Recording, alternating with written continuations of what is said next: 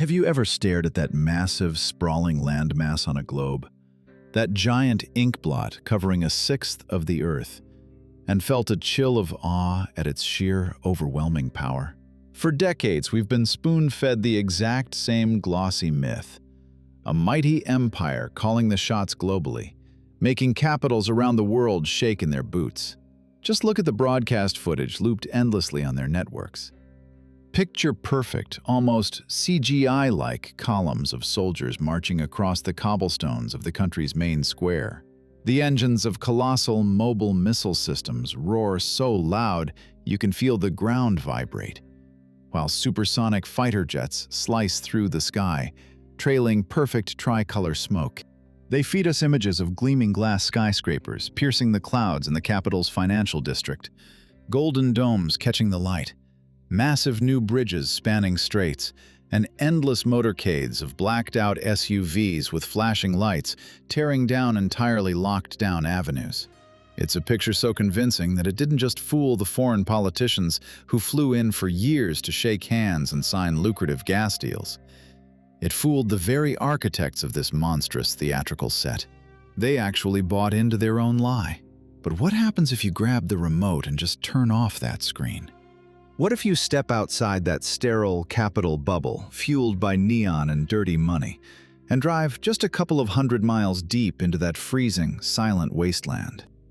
The illusion of greatness shatters with a crack so deafening it makes your ears ring. Because behind that dazzling facade of military parades and bombastic speeches hides a black, rotting, utterly hopeless void. You won't find a 21st century superpower dictating terms to the US and Europe out there. Instead, you'll find the grim set of a post-apocalyptic movie where time stopped decades ago and just started rolling backward. You'll see wooden shacks blackened by rot and dampness, where people still heat their homes with coal and use outhouses in 30 below zero weather, all while news anchors on TV preach to them about the nation's greatness and shiny new missiles. This isn't just poverty. This is a systemic, civilizational collapse spread thin across 11 time zones. A state that claims to dictate the fate of the globe can't even run a gas line to villages sitting just 60 miles away from the very wells pumping that same gas for export. Exports used to fund the lavish lifestyles of a microscopic ruling caste. All this imperial might is just a hologram projected onto a crooked, mud-stained wall. It's a heavy suit of giant's armor strapped onto a sick, emaciated body, a body that only stays on its feet thanks to lethal injections of fear and relentless propaganda. The world bought into the fairy tale of the fierce, almighty bear for so long that nobody noticed the bear is gone. All that's left is a moth-eaten pelt stuffed with the fiberglass of lies and stolen billions. The elites screaming the loudest about patriotism, traditional values, and their unique path have long since moved their families, their wealth, and their futures to the exact same enemy nations they violently curse on TV. They've left their own people nothing but the hollow right to take pride in dead historical heroes, while silently enduring an endless, humiliating present. It is the greatest scam of our time, the most colossal economic crime of the era, where the unimaginable resources of the most resource-rich land on the planet weren't converted into modern schools, state-of-the-art hospitals, highways, or tech innovation. They were converted into golden toilet brushes, mega palaces hidden behind towering fences, and the geopolitical hallucinations of aging rulers who have utterly lost their grip on reality. And when you stand in the middle of this ruin, breathing in that acrid stench of coal soot, dampness, and pure despair, one terrifying truth hits you. This empire isn't just terminally ill. It's been dead inside for a long time. Its giant corpse is only stumbling forward on sheer inertia because the people are too terrified and too exhausted to walk up and cut the strings. Strings pulled by deranged puppeteers who have staged a bloody, horrific spectacle on the ruins of their own country. If you want to see the most successful and ruthless colonial empire in human history, you don't need to dig through the archives of the British Crown or the diaries of Spanish conquistadors. You just need to buy a ticket to Moscow. This city isn't just a capital, it's a massive, insatiable black hole that has spent decades sucking the money, the talent, and the very lifeblood out of a sixth of the Earth's surface. Look at the blinding glass skyscrapers of Moscow City. Look at the endless stream of new subway stations dripping in marble and chrome, popping up practically every week. Look at the granite sidewalks they tear up and replace twice a summer just because the city budget is bursting at the seams and the cash needs to be urgently absorbed. Moscow is bloated with wealth. It's choking on traffic jams made entirely of top-tier German luxury cars. It's buzzing inside trendy downtown restaurants, where a single dinner check rivals the monthly salary of a public school teacher somewhere out in Saratov or Chita. Now, shift your gaze just past the Beltway. Beyond that invisible concrete wall dividing this well-fed paradise from the colony it has scorched and pillaged, you'll see thousands of rural towns being wiped off the map year after year, leaving behind nothing but rotting wooden cabins caving in under the rain, fields completely overtaken by weeds, and graveyard crosses heavily slanted by time. You'll see the grim, rust-belt industrial cities of the Urals and Siberia, where people breathe in toxic exhaust from metallurgical plants every single day. Places where the winter snow falls pitch black from coal dust, and cancer wipes out entire neighborhoods like a plague. This entire gigantic landmass works for one purpose only: to feed the capital's unquenchable maw and subsidize its insane level of comfort. The tax revenue from pumping oil in the Siberian taiga, mining diamonds in the permafrost of Yakutia, and smelting steel in the harsh Ural mills. All those colossal rivers of wealth flow straight into Moscow's boardrooms. What do the regions get in return? Pitiful pennies thrown from the master's table in the form of federal handouts. It forces local governors to stand with their hands out, begging for spare change just to patch a perpetually leaking roof in a rural school, or to fill potholes in roads where the asphalt washes away every spring with the melting snow. And along with the money, this vampire city drains the people. It sucks the freshest blood straight from the nation's veins. Any young, talented, ambitious kid from the heartland learns one brutal truth from childhood. If you want to make something of yourself, if you just want a normal human life with reliable hot water and decent health care, you have to pack a bag and run to Moscow. This endless exodus is bleeding the provinces dry, turning vast stretches of the country into bleak reservations for the elderly, underpaid state workers, and those who simply lacked the courage or the cash to buy a one-way train ticket out. Plaster is peeling off the walls in provincial hospitals. Surgeons are operating with equipment left over from the Soviet era, and an ambulance might bounce along a gutted dirt road for hours to reach a patient. Meanwhile, the capital is building hyper-elite clinics and integrating AI into its healthcare grid. They preach to us about a great federation, about regional brotherhood and national unity, but it's a brazen lie. It is nothing more than brutal, cynical, humiliating 21st century serfdom. The capital's elites don't view the rest of the country as their homeland. They see it as a dirty resource colony, a bottomless storage locker where they can endlessly harvest timber, gas, and human lives, and then dump their foul metropolitan trash back into giant landfills, poisoning the soil and water of the locals. This monstrous divide between a glowing center and the dark periphery can no longer be masked by any TV propaganda. It burns the eyes, and it is breeding a blind, suffocating rage. Moscow lives in the illusion of a safe, cosmopolitan metropolis, sipping overpriced coffee, gallery hopping, and debating urban design. Meanwhile, the rest of the country is drowning in predatory payday loans, drinking cheap bootleg alcohol out of sheer despair, and slowly descending into primitive darkness. This hasn't been a single country for a long time. It's two entirely different parallel universes, speaking the same language, while quietly and deeply despising one another. And when this twisted system of wealth distribution finally collapses, and it will inevitably collapse under the crushing weight of its own greed and inefficiency, that provincial hatred will erupt with such primal force that not even ashes will remain of this glossy metropolitan prosperity, these crystal skyscrapers, and these granite sidewalks. Have you ever wondered what the most massive and embarrassing lottery in human history looks like? The one where the winner managed to blow their entire mythical jackpot on cheap flexes and literal gold dust? Look at the endless frozen swamps of western Siberia, where metal pump jacks rhythmically suck black sludge out of the earth day and night, like giant mechanical mosquitoes reeking unbearably of sulfur and fuel oil. For years, they've pounded the mantra of an energy superpower into our heads. They told us the entire globe depends on this pipeline, one laid back in Soviet times straight through the mountains and forests, and that this pipe is our ironclad guarantee of greatness and eternal prosperity. But the truth is, this isn't greatness.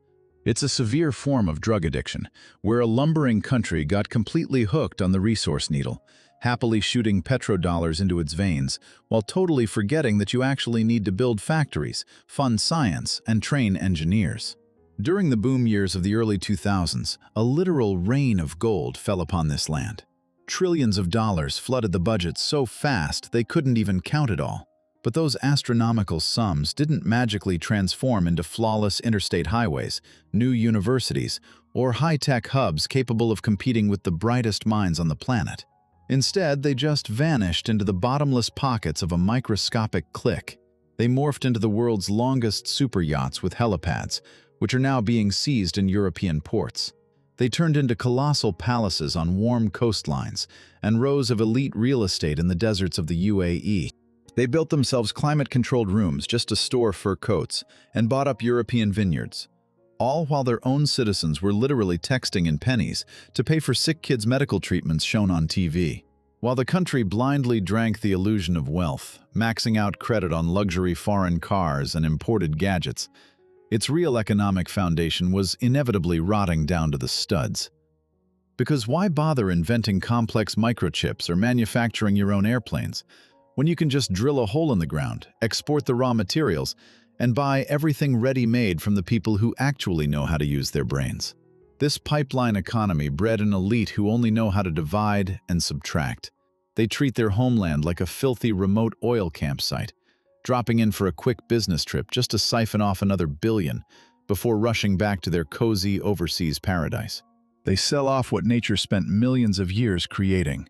They greedily drain the blood of the earth, wealth that rightfully belongs to future generations, and burn that cash in the furnace of their own egos. And they leave nothing behind but a landscape disfigured by toxic lakes of fuel oil, rivers poisoned with chemicals, and dead ghost towns built around dry wells. You look at the glossy corporate reports boasting giant super profits, but you don't see the colossal technological backwardness behind them. Even the complex pumps and the software used to extract that oil were bought for decades from the very US and European markets they so fiercely curse on their TV screens.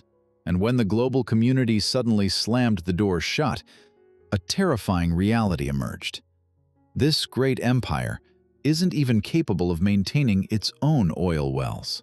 They pegged their currency, their wages, and their pensions to the price of a barrel of oil on a foreign exchange. Now, every time those charts dip, this entire massive country starts shaking with a fever. Grocery prices skyrocket, and people run in a panic to hoard buckwheat because, on a genetic level, they remember their government will always betray them.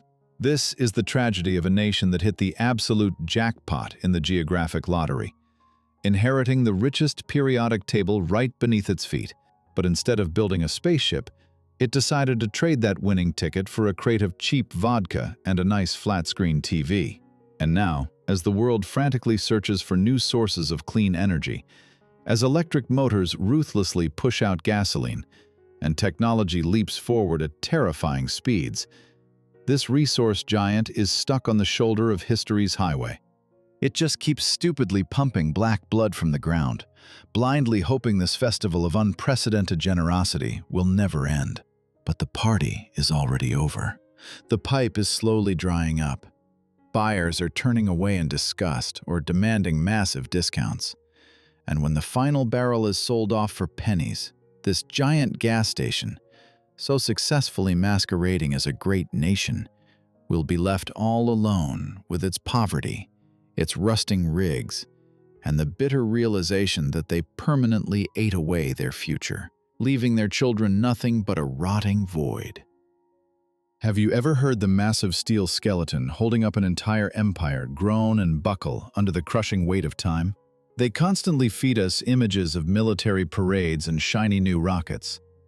But the second you look away from the TV screen and stare down at your own feet, you realize this massive country, one that claims it can dominate the globe, is literally standing on rotten, rusted-out Soviet pipes bursting right before our eyes.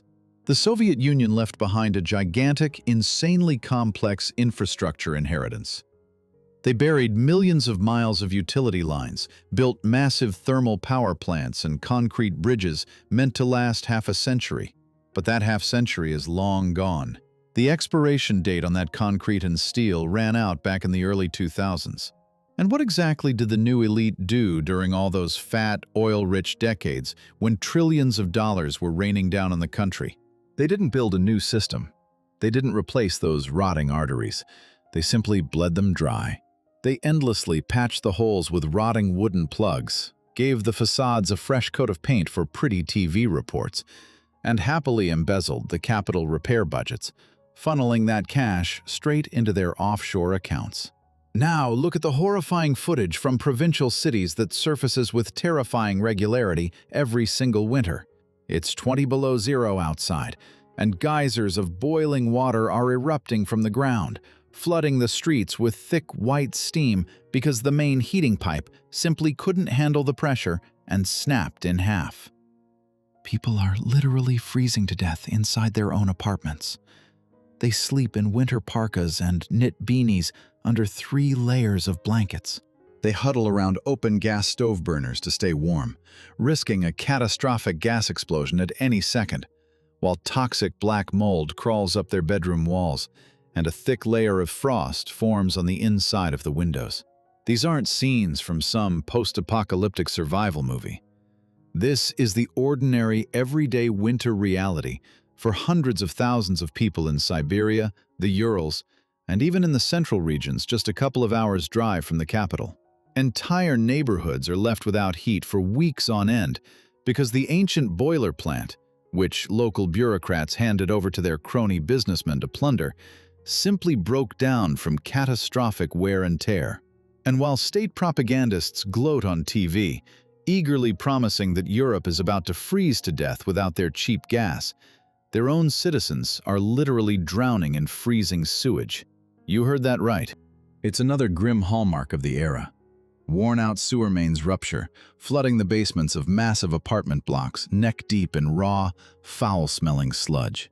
In the hallways, the freezing temperatures create giant stalagmites of frozen waste that residents have to hack away with iron crowbars. All while the property management companies just throw their hands up, stop answering the phones, and claim they simply don't have the manpower or equipment to fix it.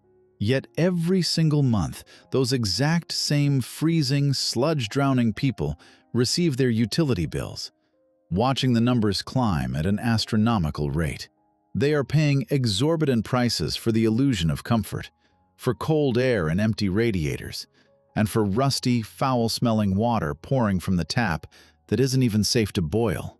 Somehow, there is never any money to replace the rotting pipes.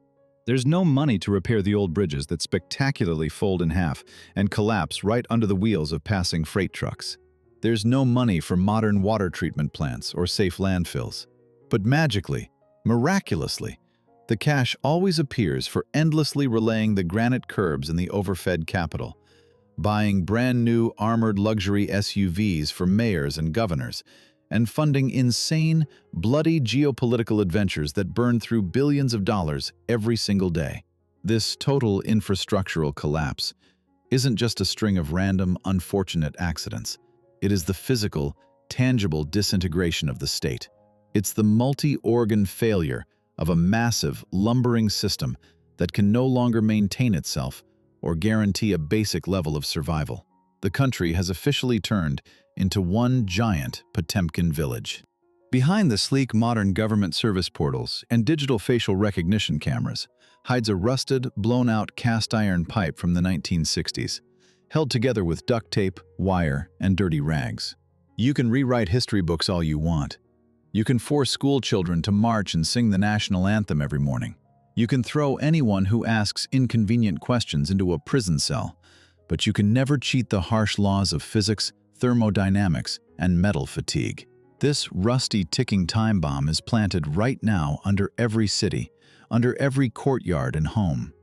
And when winter delivers its next ruthless blow, this colossus with feet of clay begins to shake, stagger, and crash to the ground, leaving millions of terrified people completely alone with the deadly cold, the absolute cynical indifference of the authorities, and the bitter, corrosive realization that their boasted empire can't even protect them from a busted radiator.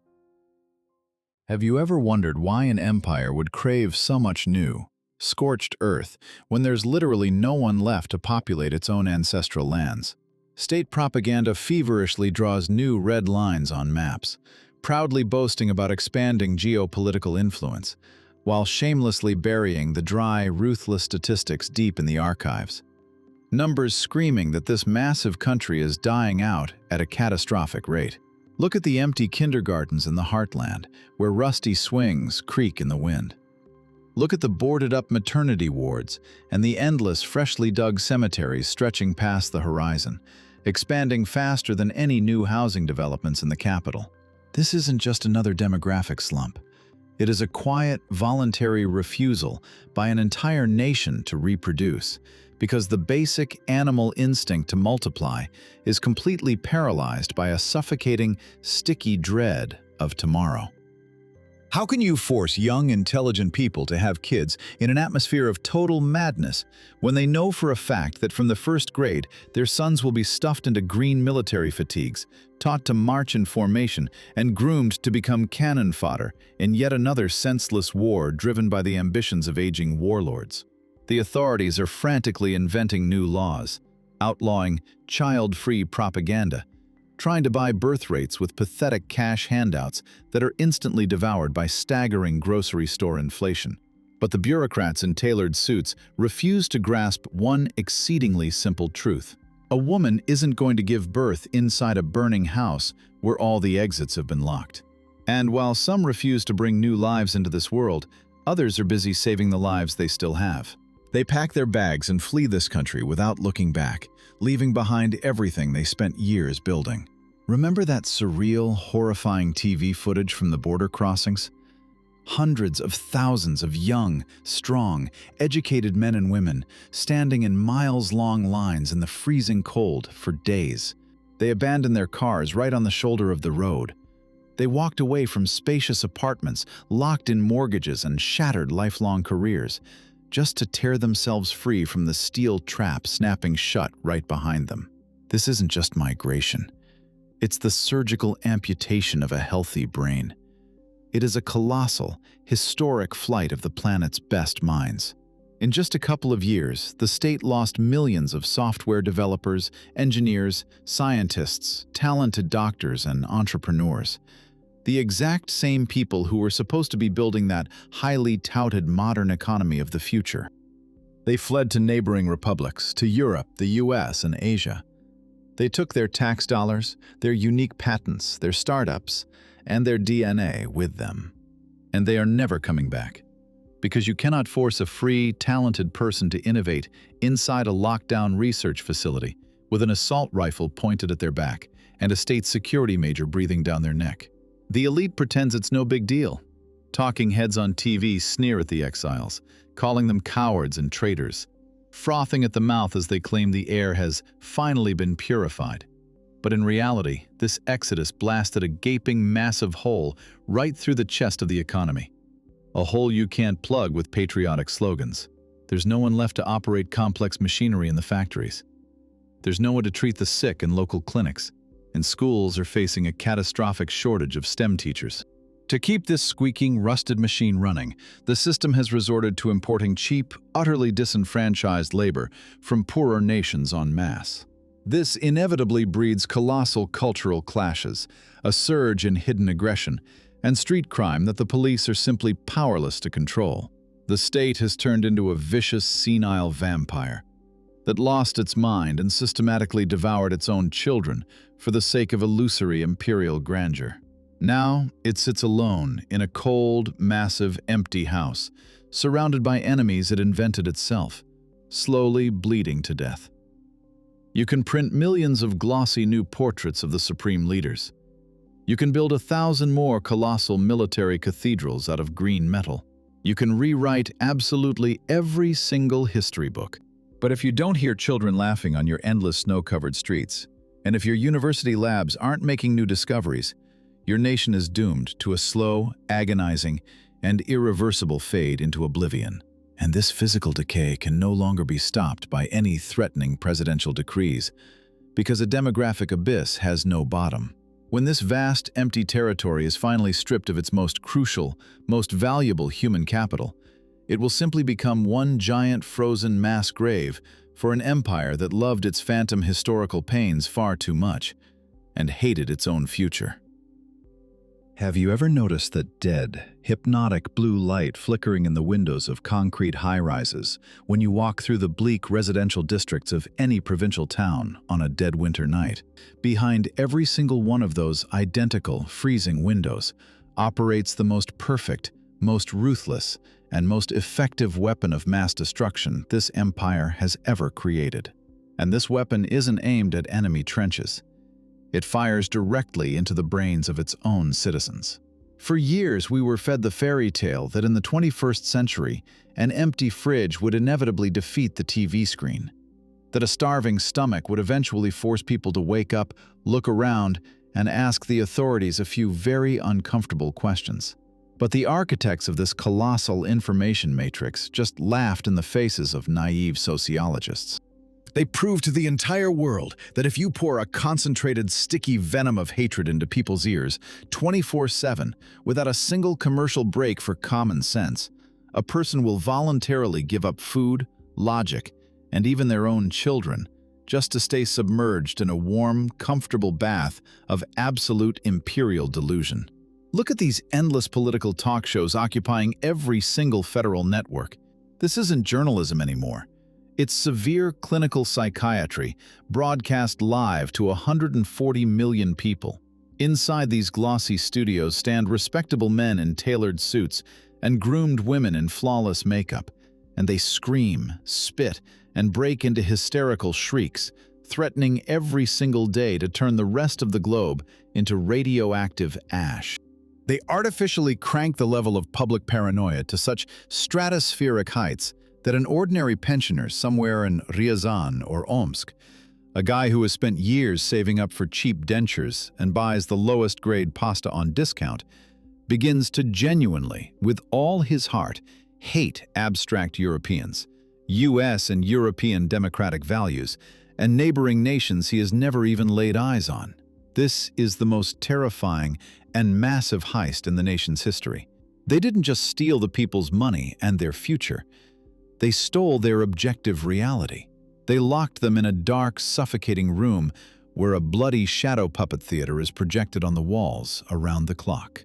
Inside this parallel universe, meticulously crafted by state media executives pulling astronomical salaries, black is relentlessly called white. Any catastrophic failure is declared a cunning strategic master plan, and total, humiliating international isolation is sold as a unique, sovereign path of development. And the true horror begins when this televised schizophrenia seeps inside ordinary families and chops them in half with the heavy axe of propaganda. Mothers stop believing their own flesh and blood sons calling from the trenches to tell the truth about the blood and the mud, all because a TV anchor with a confident baritone authoritatively declares that everything is going exactly to plan, and any conflicting words are just psychological ops by foreign intelligence. Children cut ties with their parents because it's physically impossible to have a normal dialogue with a human being who speaks in memorized catchphrases from the evening news and is ready to snitch on you to the secret police just for reading the wrong news sites on the internet. Brick by brick, the state has methodically built a giant, impenetrable digital iron curtain around the country. They blocked every popular global social network, squeezed out or jailed absolutely every real journalist who dared to call things by their actual names, and left the information battlefield entirely to obedient, overfed mouthpieces, ready to justify absolutely any insanity dictated by an aging autocrat for a fat paycheck. The people found themselves trapped in a sealed aquarium where cloudy, poisoned water is pumped in through tubes. After a few years of surviving in this toxic environment, they genuinely start to believe that the entire ocean outside the glass is poisoned too, and their filthy little tank is the only safe place left on the planet. They stare at the gutted roads outside their windows and believe it's the work of foreign spies. They look at their empty wallets and believe it's the necessary price for sovereignty. They look at the death surrounding them and religiously believe it is the path to eternal glory. But the laws of human psychology and sociology are absolutely relentless. When this massive, shimmering, artificial matrix eventually glitches out, when the TV signal finally dies, or the money to uphold this total illusion runs completely dry, the awakening will be so brutal, so traumatizing and bloody, that millions of people simply won't survive the collapse of their fictional world. They will be left permanently crushed beneath the heavy concrete rubble of their own blind faith in a televised God. Have you ever watched an entire nation, one blessed with colossal resources and an incredibly brilliant population, voluntarily climb into a time machine, smash the button, and hurtle straight back into the dark, dismal Middle Ages with a joyful, lunatic scream? For years, they spun us beautiful fairy tales about how sanctions only make us stronger. They promised we were about to rise from our knees, throw off the yoke of US and European influence, and build our own absolutely sovereign technological empire, one that would make the rest of the globe bite its nails in pure envy and spite. But let's just step outside and take a hard look at this highly touted sovereign reality they slipped us, instead of a grand, prosperous future. Look at those massive car dealerships. Just a couple of years ago, flawless German and Japanese cars gleamed on those showroom floors.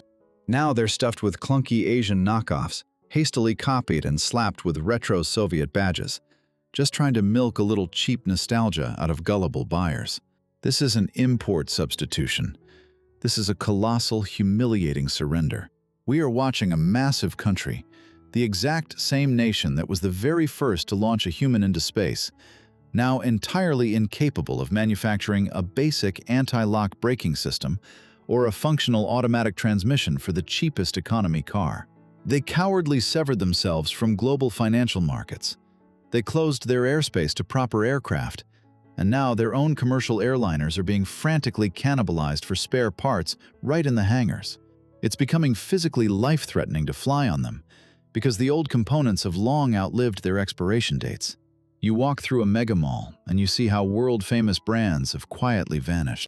Their spots are taken by depressing gray merchandise bearing weird, comically rebranded names, sold at triple the price.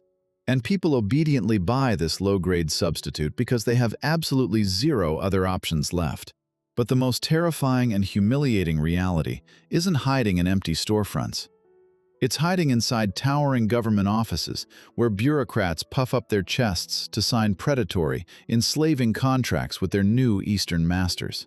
They hammered a primal fear of American and European colonialism into our heads for so long. But in the end, driven by sheer geopolitical hysteria, these very elites used their own hands to turn the country into a totally disenfranchised, submissive resource vassal for a giant red dragon. China is scooping up their oil, gas, and precious timber at discounts so monstrous it looks like daylight robbery. In return, it sells them microchips, machine tools, and cars at prices that permanently annihilate any hope of ever reviving their own domestic industry. It is a classic textbook colonial model. Only this time, the empire's capital isn't sitting in London or Washington. It's sitting in Beijing.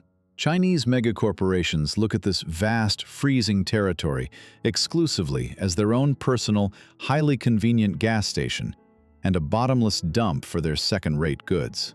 And while the TV gleefully chokes on its own excitement, as anchors preach about a multipolar world and a saving pivot to the east, real science, real engineering, and real medicine are rapidly degrading and crumbling to dust. In the 21st century, you can't build anything more complex than a steam locomotive if you've isolated your scientists from the global community. You can't innovate if you bluntly ban access to international databases and cut off your labs from supplies of modern, high-precision equipment. Doctors in provincial clinics are already screaming in desperation over shortages of basic medications needed for complex surgeries. Factories are completely shutting down their assembly lines just because they're missing one tiny component they used to simply order from overseas. And the IT sector, which just yesterday was their sole point of pride, now exists in a humiliating gray market limbo. They have to smuggle essential servers and software in suitcases through third countries, like cheap bootleggers running dirty contraband during Prohibition. This grand isolation is the slow, agonizing strangulation of an economy and a culture. It is the direct transformation of a massive, potentially wealthy nation into a remote global backwater. A giant, freezing North Korea, just with nuclear warheads and blizzards. A place where the people are forced to take pride in the fact that they can survive without quality medicine, without safe airplanes, and without decent internet. And when this heavy iron curtain, the one they are so diligently and eagerly dropping right now, finally slams shut for good, all that will be left behind it is darkness, poverty, and a deaf, primal rage aimed at the rest of the world. A world that simply shrugged its shoulders, marched far ahead into the future, and left this empire to rot in a dead end it chose completely on its own. Have you ever watched a massive, potentially unimaginably wealthy country willfully slam on the brakes, pull a U-turn, and hurtle straight back into the dusty, primitive Middle Ages with a joyful, lunatic scream? Healthy nations always look forward. They dream of colonizing other planets. They invent artificial intelligence. They hunt for cures to severe genetic diseases. And they paint bright, bold utopias where people actually want to live, create, and build modern cities powered by clean energy. But here, the state machine is permanently jammed in reverse, and this vast territory has been plunged into an endless, heavy, suffocating cult of the dead past. Because when the elites have absolutely nothing to offer the people in the present time, they simply start hijacking the victories won by entirely different generations almost a century ago. Look at these endless gray squares where obsolete armor rumbles past with manic regularity, while crowds of stone-faced people march, holding up black and white portraits of their long-dead ancestors, turning the entire country into one colossal, non-stop funeral procession. This hasn't been a quiet, reverent memory of terrible historical tragedies for a long time. It is an aggressive state religion. It's a grim necrocracy, where the dead dictate their unyielding will to the living. And the slightest hint of doubt in these official bronze myths is punished far more brutally than actual violent street crime. Year after year, they methodically scrub all the inconvenient facts out of school textbooks. They erase entire historical eras and resculpt the grim tyrants of the past into images of wise, legendary rulers, demanding the public blindly worship them simply for their jaw-dropping cruelty and imperial muscle. And they ruthlessly drag even the youngest kids into this deranged, freezing carnival. They dress preschoolers in vintage khaki military uniforms and force them to march in formation at children's recitals, brutally stripping away their right to normal, peaceful dreams about science, space, or free art. It is a massive, unprecedented theft of the future. An entire nation is being artificially robbed of the ability to even imagine a tomorrow that is peaceful, comfortable, well-fed, and prosperous. If you ask an average college student somewhere in the Urals or the Volga region where they see their life in 20 or 30 years, you'll slam right into a brick wall of incomprehension and animal fear. The planning horizon in this frozen empire has shrunk to a single evening, right up to the exact moment the sun dips below the horizon. Instead of discussing life goals, people stand in their kitchens and ride city buses, foaming at the mouth as they argue over 200-year-old geopolitical grievances, as if those moss-covered historical events have any bearing whatsoever on their empty refrigerators today. The public has been voluntarily locked inside a colossal, suffocating museum reeking of mothballs, rusty iron, and cheap government-issue wool. Day in and day out, they are told that the golden age of the nation is buried deep in the past, that they are completely surrounded by treacherous enemies, and that they are sitting in a besieged fortress where they simply must endure any hardship in the name of some abstract historical justice. These vast expanses aren't being filled with modern parks or high-tech campuses. They're being filled with cyclopean new memorials cast from cold concrete and green metal. The state pours giant bronze statues of long-forgotten czars and warlords, and it burns hundreds of billions on producing endless, trashy costume dramas about ancient battles, all just to make sure nobody has a spare second to look around and be horrified by the inescapable pit their actual daily life has become. You can't keep moving forward forever if your eyes are permanently glued to the rearview mirror. You will, inevitably, at breakneck speed and with a terrifying metallic crunch, smash right into the solid concrete wall of modernity. A wall that does not forgive historical delusions of this magnitude. A nation entirely stripped of creative energy. A nation that feeds exclusively on old pain, phantom imperial ambitions, and an endless regurgitation of past grievances against the rest of the globe, begins to rapidly and irreversibly lose the capacity for any constructive creation. It stops inventing new reasons to exist and begins methodically destroying everything living around it. And when this heavy, dust-covered monument of an old, collapsed empire finally buckles under the pressure of time and shatters into pieces, millions of deceived people will be left trapped beneath its colossal rubble. They will suddenly realize, with blood-curdling horror, that they surrendered their one, unique, irreplaceable life, blindly defending dead ghosts that existed nowhere but in the sick imaginations of their aging autocrats. Do you think savage, ruthless feudalism was left behind forever in the dark and brutal Middle Ages, where grim barons in iron armor collected bloody tributes from penniless, entirely disenfranchised peasants? Just open your eyes and look at this country right now, because they've managed to pull off something unbelievable. They crossbred the most primitive, classic serfdom with modern tech, tailored suits, and total digital surveillance. Day in and day out, the TV screens broadcast endless noise about some fabricated welfare state, about great justice and the unbreakable unity of all citizens in the face of foreign threats. But if you just take a sharp knife and slice this rotten pie right down the middle, you'll uncover a terrifying, pitch-black abyss that is impossible to cross. It's a chasm separating two completely different castes that don't even physically look like they belong to the same species anymore. At the absolute warmest pole of this sick system, where the sun never stops shining, sits a new, brazen, and entirely untouchable aristocracy. They literally hijacked a massive, incredibly wealthy empire and turned it into their own personal, infinitely profitable feeding trough. Just look at those colossal palaces, hidden behind towering concrete walls, on the shores of warm southern seas, or in gated communities outside the capital.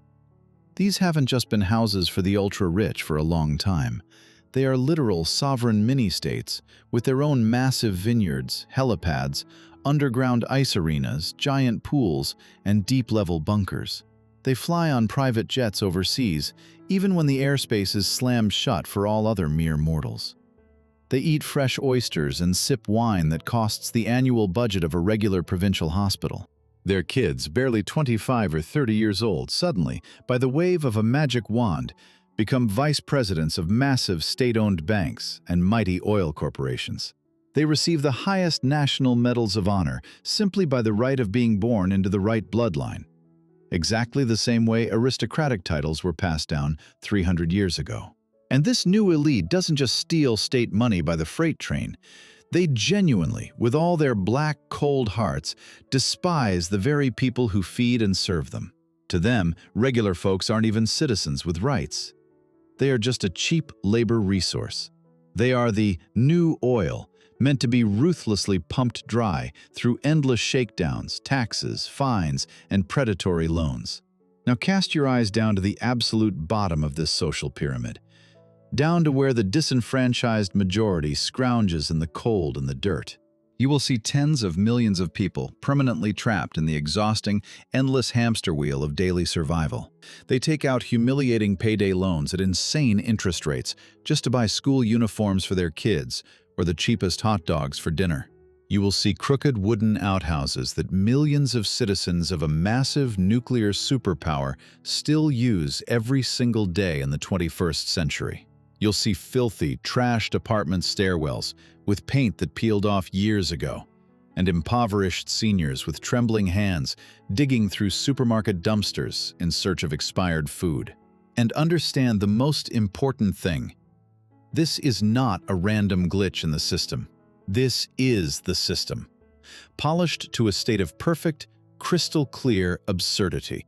And to ensure these penniless, angry, exhausted people never lift their heads or ask their well-fed masters any inconvenient questions, the new aristocracy surrounded themselves not just with high brick walls, but with actual, ruthless private armies. Hundreds of thousands of men, in black tactical riot gear, march through city streets on a regular basis, armed with heavy batons, shields, and tasers. Their one and only task is to protect the peace of the Golden Palaces from any conceivable threat emerging from the rotting wooden slums. Private military companies, elite security details, and personal armed militias answering to regional bosses have multiplied at a terrifying speed. They answer only to their direct commander and operate entirely outside any human or state law. They can beat, imprison, cripple, or simply wipe out anyone on the street, and they will face absolutely zero consequences, because they are the law. This society has definitively fractured into heavily armed predators and silent, terrified prey, conditioned to swallow any insult without making a sound. Bureaucrats in tailored suits sneer from TV screens, casually tossing out phrases like, "The state never asked you to have children," or claiming that pasta costs the same everywhere, and that the public simply needs to eat less and work harder for the good of the great motherland. But this terrifying, warped social construct, where 100 people own half of the entire national wealth, while millions teeter on the edge of starvation, physically cannot stand forever. The pressure in this hermetically sealed, boiling pot rises with every new tax they invent, with every new golden toilet uncovered in the mega-mansion of yet another thief, and with every new coffin quietly shipped back to an impoverished Siberian village. They naively believe their fences are high enough, and their personal attack dogs are loyal enough to contain this boiling fury when it inevitably erupts. But history always has a very cruel way of laughing at such foolish, overconfident masters. And when the rotten foundation of this castle is finally washed away by blood and tears, not a single expensive private jet will have time to fire up its turbines, because an angry mob with absolutely nothing left to lose in their miserable lives will come for every single person who spent decades drinking their blood and calling it a great national blessing. Have you ever paid attention to how ancient trees in a forest behave right before they finally crash to the ground? From the outside, they might look massive, sturdy, and completely unshakable. Their thick bark looks like impenetrable armor, but if you press your ear against the trunk, you can hear millions of insects swarming inside, methodically eating away the very core day after day. That is exactly how great empires die when they decide to cheat time and wall themselves off from the rest of the globe with a towering iron fence. The rulers in their high offices genuinely believe they've stopped history in its tracks. They think they've frozen reality and can rule over their obedient subjects forever, simply by dialing up the fear and flooding the streets with more riot police. But the laws of physics, thermodynamics, and social entropy operate with absolute ruthlessness, and they never forgive those who try to swim against the current of time. A system that has been hermetically sealed from the outside, one that no longer generates new ideas, refuses to learn, refuses to evolve, and refuses to let in a single breath of fresh air, inevitably begins to devour itself. It slowly rots and chokes on its own toxic fumes. Look at this massive, lumbering ship of state that is smashed into the jagged rocks of reality at full speed. The captain locked himself inside his luxury cabin a long time ago. He never steps out on deck. He listens to no one, and he just keeps ordering the band to play joyful music louder and louder. Water is already flooding the lower decks. Down in the hold, the ordinary sailors are panicking and drowning. The rats are schooling together, jumping overboard first with the gold bars they stole. Yet the TV screens strapped to the masts keep broadcasting pretty pictures, swearing that this is just a little turbulence before a glorious triumph. This theater of the absurd is approaching its logical, terrifying, and absolutely inevitable finale. Because every lie has a breaking point. And when that breaking point snaps, the fallout always crushes the weakest and most defenseless people. The illusion of greatness they spent decades so meticulously inflating with oil money and cheap propaganda cannot survive the collision with real poverty, freezing radiators, empty pharmacy shelves, and the coffins quietly shipped back to the outskirts of provincial towns. People stare into their empty fridges, still hoping for a miracle, but there are no miracles in economics.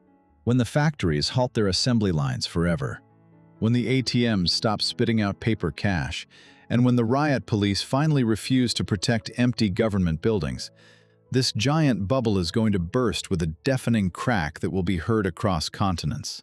When the curtain on this bloody theater finally crashes down, and it absolutely will, the heaviest, most bitter, and most agonizing hangover in the history of this massive country will begin. Millions of people, kept submerged in a warm bath of imperial grandeur for decades, will suddenly wake up on freezing ruins. They will open their eyes and realize that someone completely destroyed their home. Their pockets are entirely empty, and the rest of the world is staring at them with a mix of pity and contempt. It will be a moment of terrifying clarity, when blind faith in televised idols is replaced by a deaf, primal rage and despair. Because realizing the true depth of your own freefall is always incredibly painful. They will have to relearn how to live, relearn how to build normal relationships with their neighbors, relearn how to trust one another, and most importantly, they will have to use their own bare hands to clear away the mountains of physical and mental garbage left behind by a system that lost its mind. It won't take a year or even a decade. It will demand the colossal effort of entire generations. People will have to spend every ounce of their strength just to cleanse this land of the venom of hatred, to rebuild the bridges they burned, and to reclaim the simple, basic right to a normal human life, without fear and without constant lies. This system won't leave behind any great scientific discoveries, stunning cities of the future, or genius works of art. All it will leave behind are rusted pipes, empty concrete memorials, and thick volumes of criminal indictments. It will fade into oblivion, exactly like every tyranny before it, because life always defeats death, and freedom always shatters even the thickest, highest prison walls. And when this icy fog finally clears, when the first rays of a real, not artificial sun illuminate this land that is so desperately exhausted from pain and lies, a completely different story will begin. And that story will be written by new, free people who will have memorized this horrifying historical lesson forever. If you also want to understand how the hidden gears of history actually turn, if you want to see the truth without the television makeup and unpack the most complex global processes right alongside us, hit that subscribe button below the screen right now. Make sure to leave a like and drop a comment with your thoughts on how this theater will end for all of us. And don't forget to share our content with anyone who hasn't taken off their rose-colored glasses yet, because your engagement helps us punch through the algorithm walls and bring common sense to the masses.